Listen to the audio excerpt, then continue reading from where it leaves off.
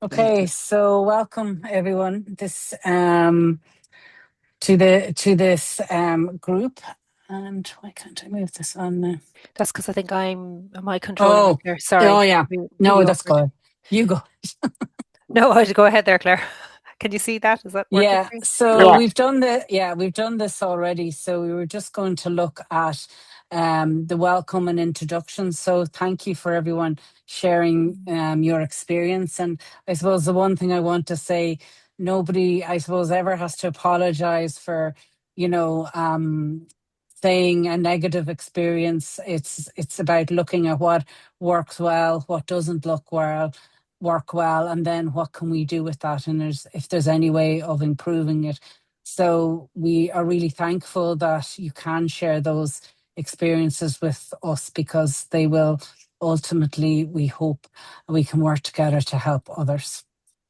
um, so we're going to then look at what is patients and clinicians together, what's our purpose, what's our approach, and how we work together.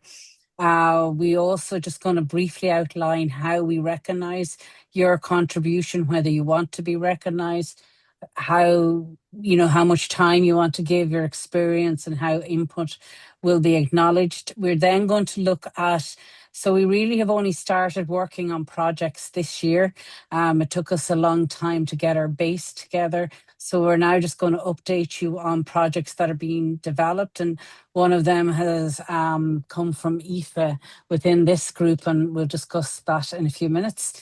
The other is then looking at other projects that may be of interest to other people, and seeking their involvement of patients, and then to look ahead and explore other ideas and opportunities. So we just move on to the next slide, Laura.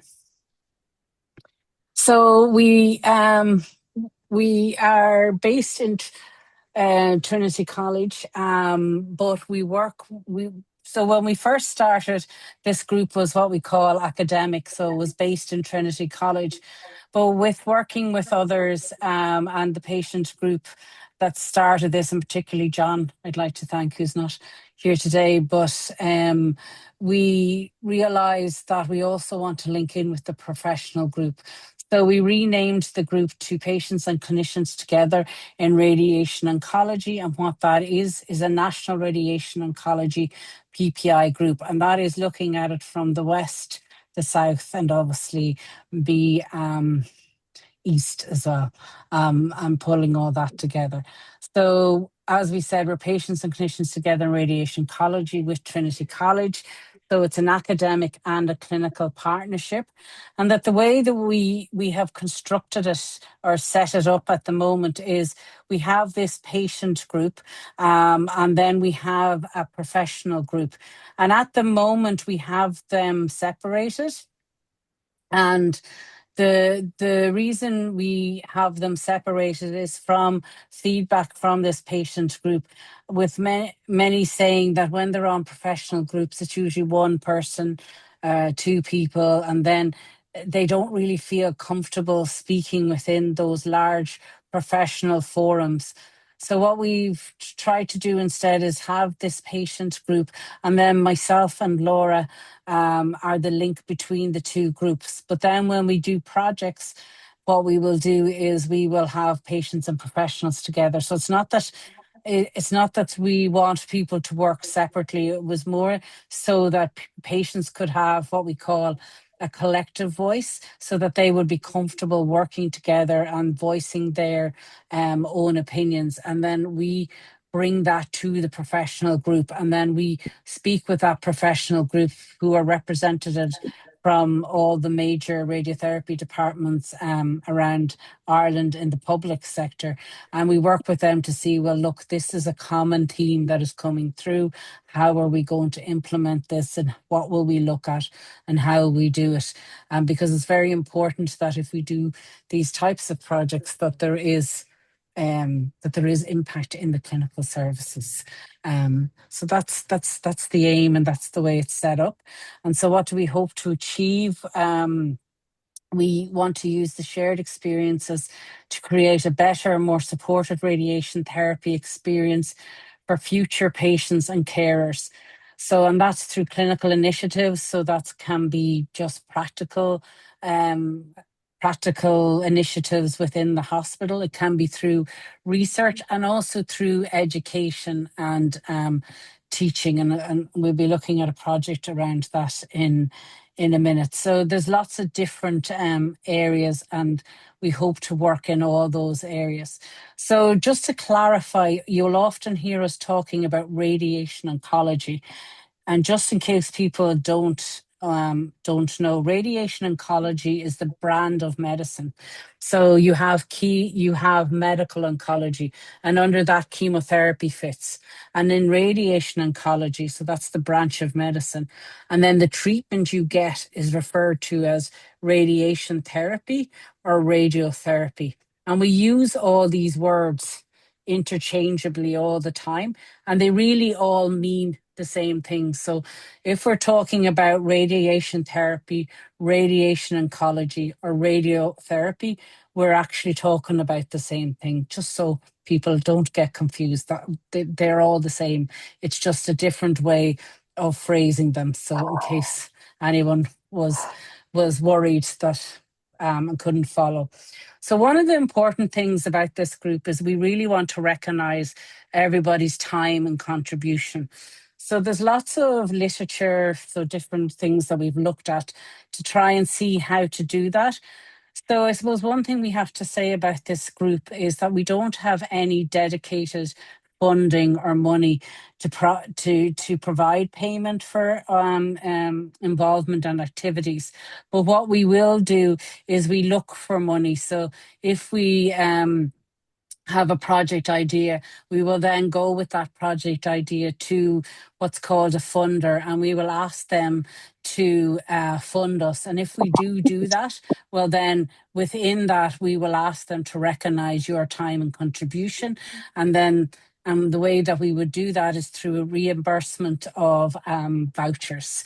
So those vouchers would be equivalent to a certain amount of money. So, and that will be very important for us. And any projects that come in here looking for input, we would expect them to, acknowledge your time and commitment through payment if they can. There are other ways. Some people don't want to be paid. They don't feel very comfortable with it, or they don't want vouchers. It should all, it can also be acknowledged through what we call as outputs. So those outputs can be that we produce a new leaflet, and if it was the case that it was a new leaflet, they could name you on that leaflet, or they could name the group on that leaflet. Or if we were writing a paper that we were going to put into a journal, that you would be listed on that paper as an author. Or if we wrote a report or project or any type of presentations. We also, though, recognise that some people don't want to be recognised. They don't want their name listed. They're very happy to contribute. They want to give ideas, but they want to stay anonymous. And I suppose that's also very important to us. We would never we will always ask you, what is your preference around acknowledgement? What would you like? Maybe you don't wish to be named at all. You prefer just to be counted in as the group. So whatever you're most comfortable with, we will speak to you beforehand, and we will always discuss with you and agree what form of recognition you are most comfortable with. So we really do want to recognise your time and contribution, because it does take up time, and we don't want to take that for granted. So even being here tonight, from 7 o'clock to 8 o'clock, we appreciate the time that you give us. So that's just one thing we want to acknowledge. We do hope over time to get more funding. So to promote the group, we have gone to lots of we've done lots of different things. We linked in with a clinical trials group. Some of you may be familiar with them, and that's IROG. And we spoke there, and some of the people on the call were at that. We then, for Radiotherapy Awareness Day, we had a stand to promote radiotherapy, because many people don't know about it. We also have podcasts, and we also went around all the different departments in the radiotherapy departments to give out leaflets to explain to people what our group is, what we're hoping to do, and trying to get patient feedback into the actual clinical services, whether it's through practical initiatives or research. And then one of the things that we have done is on our website, which we will hopefully update, is and it's we think it's very powerful. We know that not everybody feels comfortable doing it, is sharing a patient sharing their voices and their experience of radiotherapy. We know from speaking to patients within this group, other family members, other patients, that they find listening. Some people don't like it, but some like listening to other people's experience, and that gives them confidence when they go to radiotherapy. So we have a selection of these patient stories up on our website so that anyone can access them. And we also are on Spotify for podcasts where patients also share their stories. And people find this very helpful. So what are the current projects that we're working on?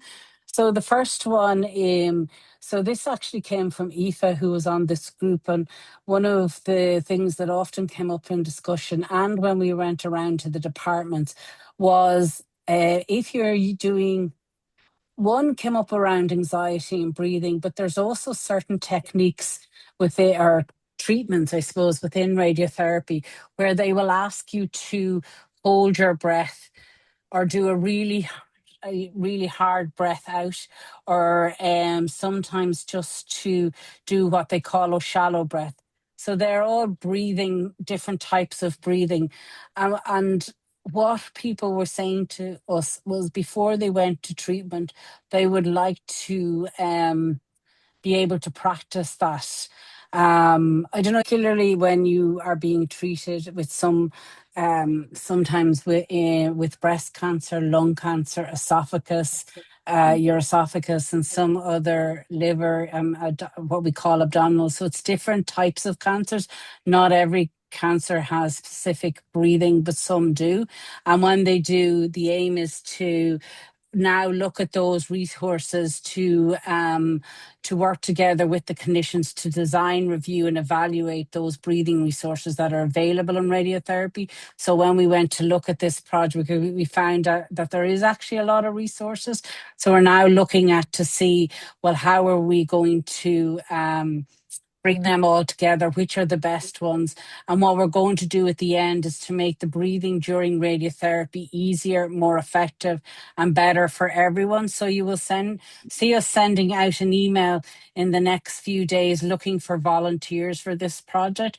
And if you've been through any of those treatments, or you have any experience or even no experience and you'd like to be involved, you just email myself or Laura or the radiation therapy PPI, and we will link in with you about that.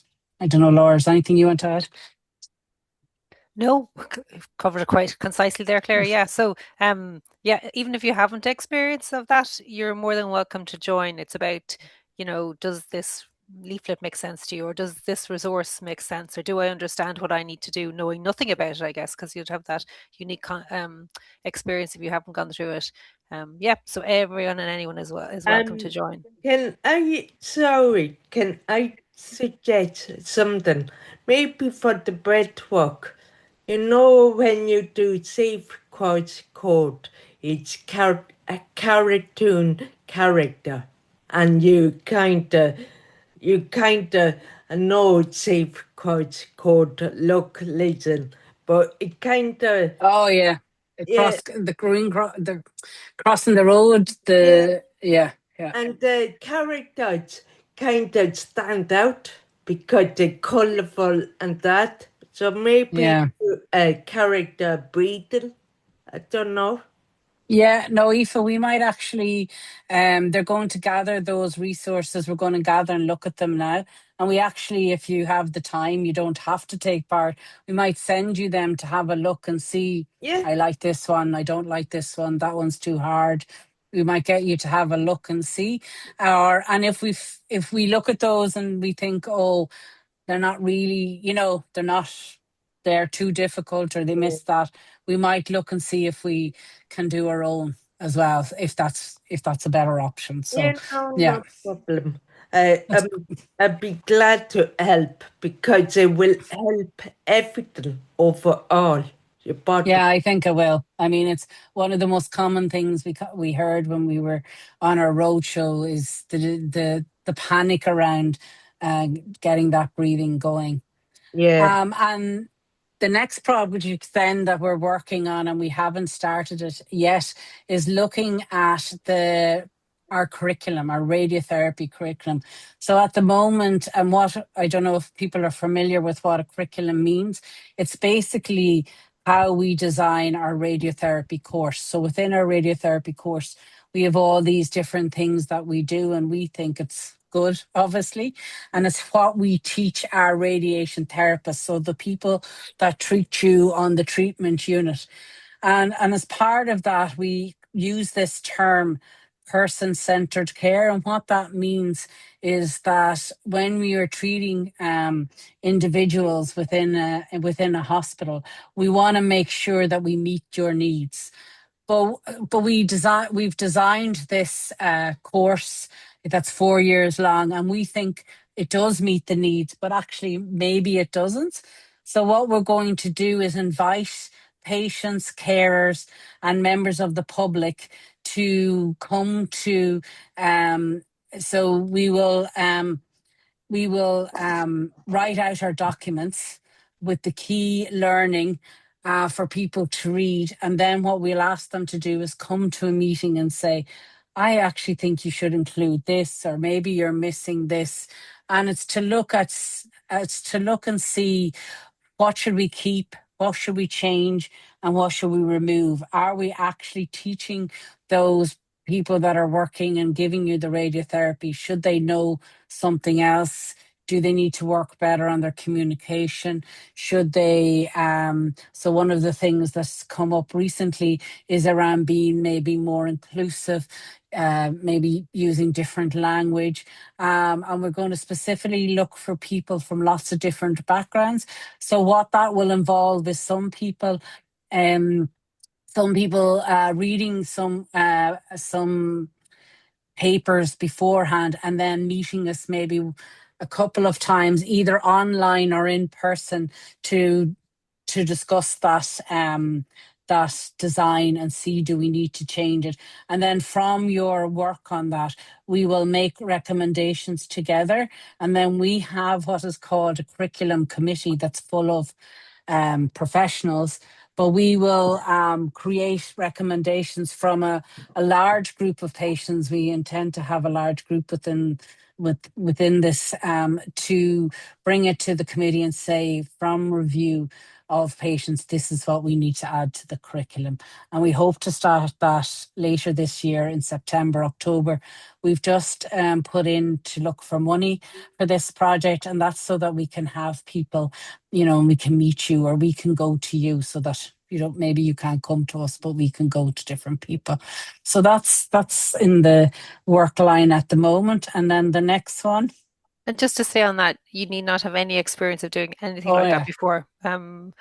You don't have to work in education, nothing like that. It's purely just your experience that we're looking to garner for the project. Yeah. And in particular, what helps you and what doesn't help you.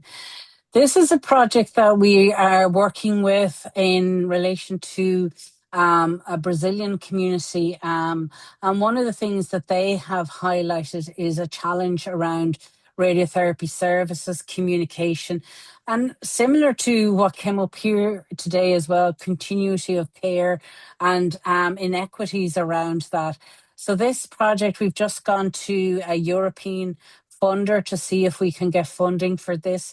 And what we're going to do is investigate those experiences, write down those experiences, obviously anonymously. We're working with that community, so they will help us do that and link in with us. And what we are trying to do is make recommendations for improving that care, and then from that, possibly other projects that are more specific to what actually needs to be done. So that's and how that project came about was that we went to that community. They're a support group, and we asked them if they were happy to share with us what their experience was. Was there anything that we could do that might help it? And one of the things that they raised was that, you know, the inequities that can sometimes occur, and I suppose also as us, that people that treat, is the assumptions we make. So we assume everybody has doctors, we assume everybody has GPs, or maybe they have support, and there's a lot around that that we may need to change and make others aware. So that's in progress at the moment. Don't know if I'm missing anything there. So, and then sometimes as part of this group as well, so we really want to try and take projects or develop research that is of interest to the people on this group. Sometimes people don't want to do that. So we also have researchers that come to us and they ask us, will you ask your group if they will help us with a project? And one she's a colleague of mine, is Laura is a Dr. Sarah Barrett. And what she is doing, if anyone had I'm not sure on this call, if they had their lung cancer treated, what they did was, what she is looking at is, can you make that treatment more comfortable? So the way that treatment is done is SABRE. This is a specific type of treatment. And what that does is it gives a high dose of X-rays, radiation therapy, to the lung. And what they do currently is you have your arms above your head, a bit like if you were getting your breast treated, but you have to keep it there for about 45, 50 minutes. And patients find that very difficult to do. So what happens is they often maybe have to rest their arms in between, or, you know, so it can take quite a long time.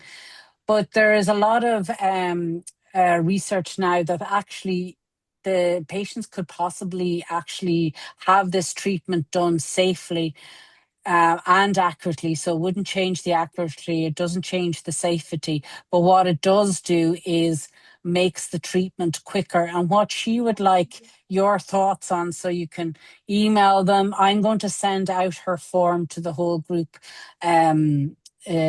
tomorrow about what she has proposed. And what she would like to know is, well, what do you think of this idea? Would people be interested in being treated with their arms down if it's the same safety and it's more accurate? So what would happen is, because your arms are down, your treatment will be much quicker. And because your treatment will be much quicker, that will be better for the patient. It will be less anxiety. And then also for the department itself, it would be quicker because you will get more patients through, because the treatments won't take so long. So what she wants to know is, what do you think of this as an idea? What might make this easier, more difficult for patients? And if you were a patient and this is going to go to trial, where they will have patients with their arms up and patients with their arms down. And if you were going on a trial and you were being asked to take this trial, what concerns would you have and what questions would you ask?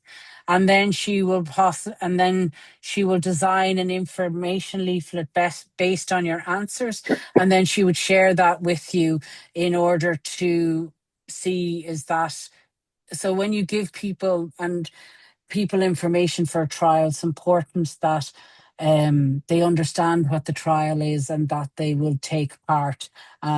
So that's what she's doing. And what she wants to know is, how can you make the information as clear and helpful as possible? And that's her email there. You can also get her on her phone.